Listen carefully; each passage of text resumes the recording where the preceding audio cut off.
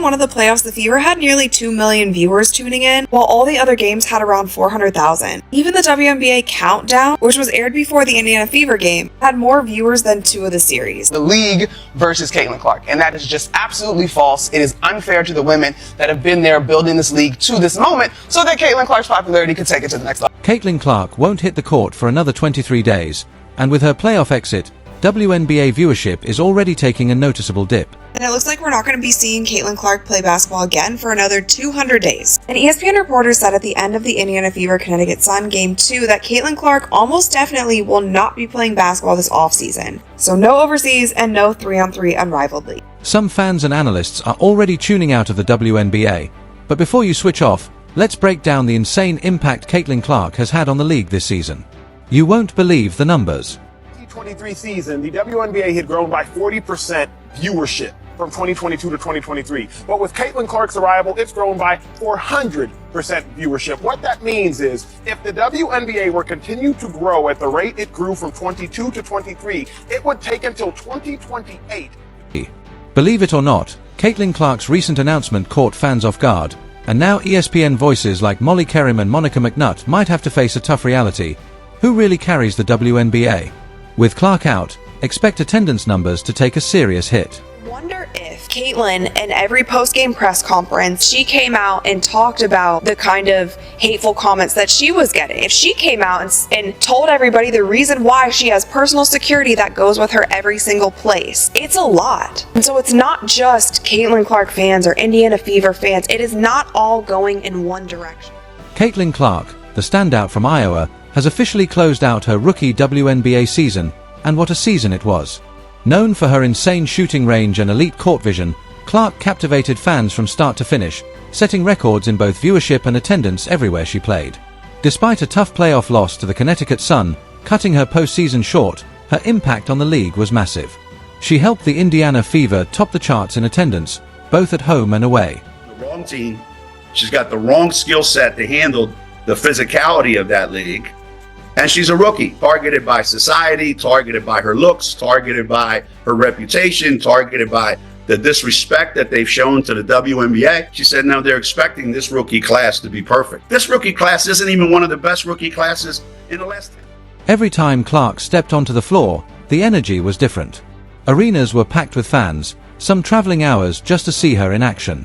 Whether it was a deep three or a slick assist, her game brought the crowd to life.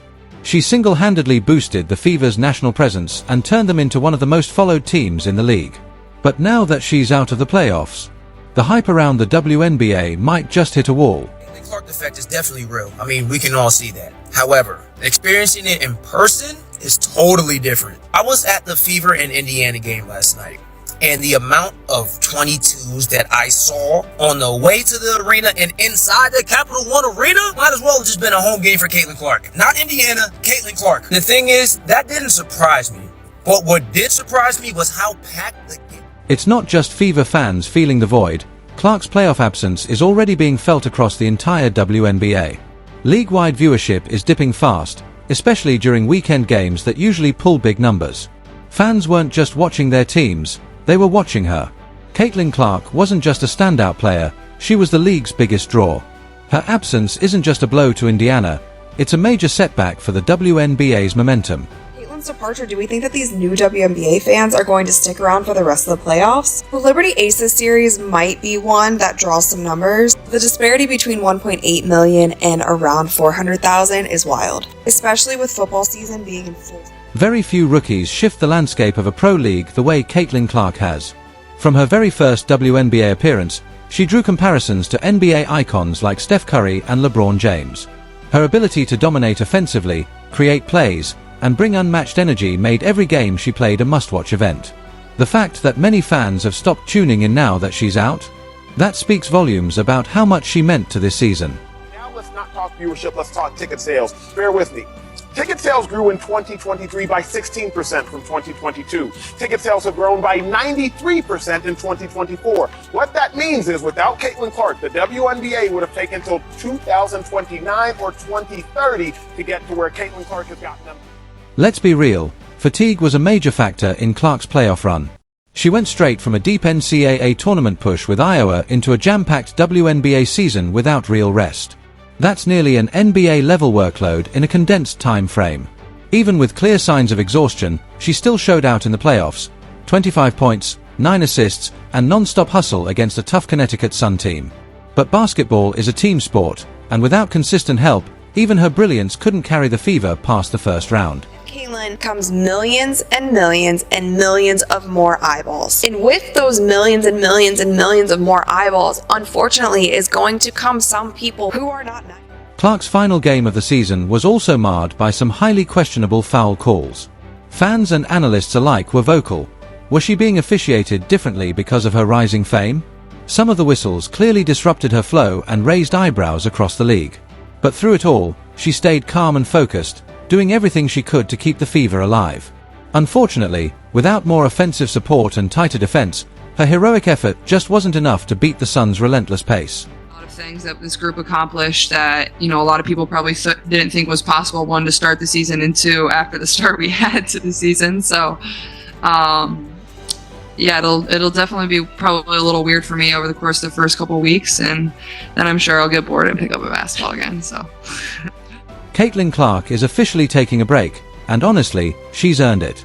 No overseas ball, no 3x3 tournaments, just time to recover after a grueling year that pushed her to NBA-level workload. From leading Iowa to the NCAA finals to stepping right into the pressure cooker of the WNBA, Clark has handled it all. But now, with her off the court, the WNBA is already seeing a clear dip in fan engagement. This isn't just about the fever, the whole league is feeling her absence. Clark didn't just play the game, she changed it. They don't want it to grow if it's certain people at the face, and there is still this undertone of jealousy that for some reason I cannot get around calling it anything else but that, because I don't know what else it could be. I thought it was going to get better this season, but it hasn't. There are still people who seemingly, to me, feel like they just don't want Caitlin to be a... It's rare for a rookie to have this kind of impact, but Caitlin Clark is anything but ordinary.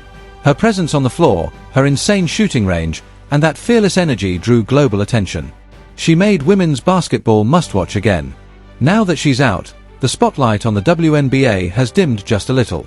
And that says everything about how big of a force she's become. Clark isn't just the face of the fever, she's quickly becoming the face of the entire league. Response of folks that don't think she is praised enough and she is above reproach in terms of criticism, or that praising another player is an affront to her, is like, whoa, bro. Like, also, like, you're in my mentions talking about women's basketball? I've never ever seen you before. The WNBA has plenty of star talent, but Clark's magnetism is unmatched. Whether it was packed arenas, record-setting road crowds, or millions tuning in from home, her impact was felt everywhere. With her taking time off, the league is facing a tough reality. Her absence has created a void that's hard to fill. Some fans are stepping back, waiting for her return. And when she does return, expect the entire basketball world to be watching. The major point that you want to make here, your major thesis statement on this, because every time Caitlin Clark comes up, I feel like there's something that you want to get off your chest in terms of this narrative, or you're frustrated. Well, first of all, I'm not frustrated. Number two, I did get stuff off my chest on numerous occasions. I'm just reiterating my points because I think one of the things that needed to be mentioned was that even though Caitlin Clark is new to this, and even though she has proven to be a potentially sensational player, the resentment that some, not most, not all, that stuff that was going on was... Caitlin Clark's rookie season may have ended sooner than fans hoped, but her impact, it's permanent. She brought new fans, shattered expectations, and lit up every court she touched. Now, as she rests and recharges, the WNBA faces one big question. How do you keep the momentum going without the league's brightest star? One thing's clear, when Clark steps back on the floor, it's going to be one of the biggest moments in league history. The comeback is coming, and it's going to be massive. Eyes, if you're hyped for her return, hit that like button, and don't forget to subscribe for more updates. More videos are on screen now,